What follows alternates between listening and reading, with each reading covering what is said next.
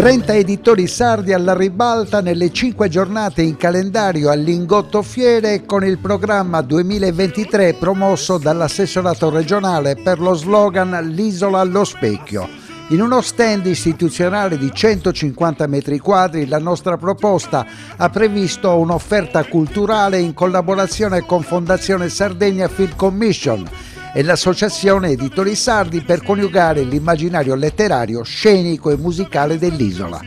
L'evento torinese si è chiuso con il Parco Nazionale dell'Asinara grande protagonista al 35° Salone Internazionale del Libro di Torino. Nello stand della Sardegna per la promozione della provincia di Sassari e del comune di Porto Torres è stata presentata al pubblico la nuova guida sul parco edita dalla Carlo Delfino Editore, quale primo numero di una collana dedicata proprio ai parchi naturali della nostra regione. A introdurre la guida lo stesso autore, curatore della collana, Vittorio Gasale, esperto conoscitore del settore e direttore del Parco Nazionale dell'Asinara, l'antropologa Emanuela Borgnino, profonda conoscitrice di insularismo e sistemi sociali legati all'insularità e all'isolamento, il giornalista RAI Mario Menicucci, che ha ben conosciuto e raccontato l'Asinara in reportage dedicati. Alla ribalta del Salone del Libro anche la Fondazione Montebrama, che prima dell'inaugurazione giovedì prossimo dello spazio espositivo internazionale sulla Quinta Strada di New York al Metropolitan Museum è stata grande protagonista anche a Torino. Ma ritorniamo all'evento finale che ha visto protagonista il Parco Nazionale dell'Asinara con l'autore della collana Vittorio Gasale. Il parco ha compiuto 25 anni e quindi avevamo la necessità di riraccontare un po' l'isola oggi con questa esperienza maturata un po' sul campo. Quindi in questa guida che è molto semplice, sono 120 pagine molto veloci, però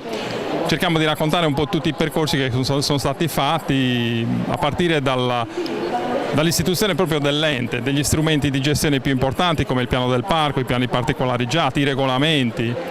però anche quel senso di responsabilità che è necessario avere quando si va in questi luoghi così particolari, così sensibili, così speciali,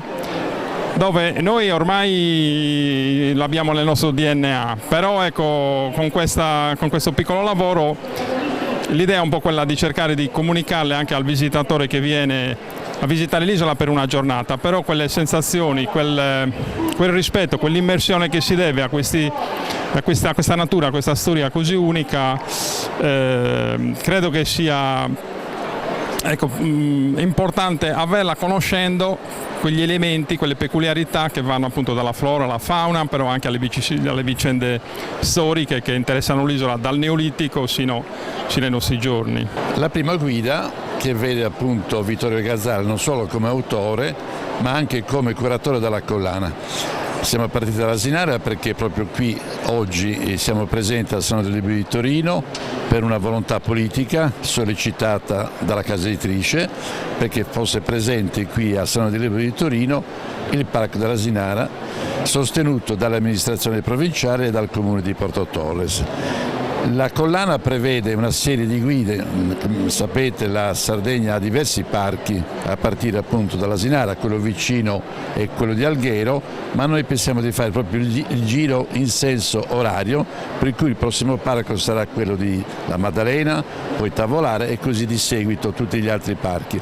È una collana molto ambiziosa perché in effetti dà conto di questa realtà, di questa bellezza naturale, di questo valore antropico e quindi io sono sicuro che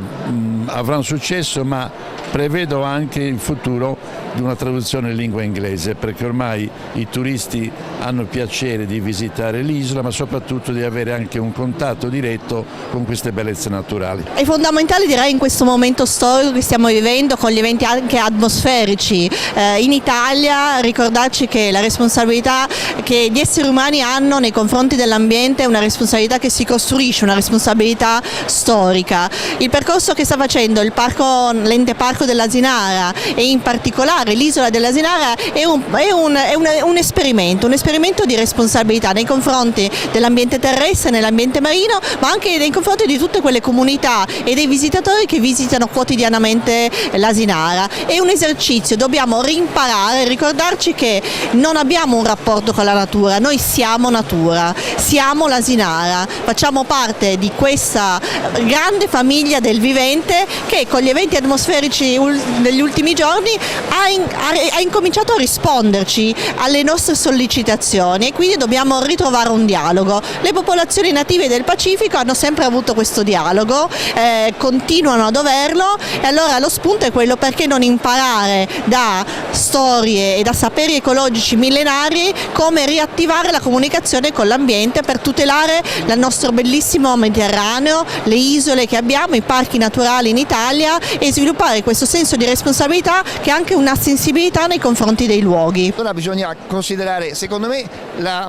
quello che l'isola rappresenta nella storia è un posto, sono tutte così le isole, ma l'Asinara in particolare, dove la gente non voleva andare e da cui non voleva più andarsene. Quindi già questo è paradossale, perché è un'isola che, per quanto piccola, è un mondo, e quindi viverci qualche anno effettivamente ti confina. E noi sappiamo che Vittorio Gazzali, direttore, ce l'ha raccontato anche attraverso le lettere dei carcerati, che quando rimanevano un po' di tempo lì preferivano poi non andarsene, e abbiamo notizie anche di smarrimenti e di ritorni, cioè di qualche crimine ripetuto proprio per la disperazione di non potersi ambientare per la nostalgia dell'Asinara, e questo è incredibile. E poi è una storia di esodi continui, perché l'Asinara ha avuto destinazioni diverse e a volte contraddittorie nel tempo. Dell'ambiente sappiamo tutto, però vi voglio ricordare un'iniziativa molto bella che il direttore del parco ha realizzato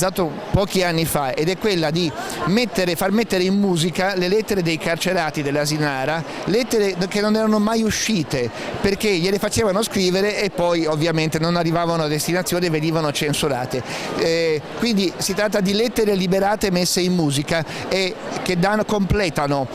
questa visione umana della storia di un'isola che dal punto di vista ambientale non va neanche proposta. Venite a visitarla e vedete com'è. È un'isola che affascina, perché è la sintesi di tutti gli ambienti marini, sottomarini e costieri del Mediterraneo.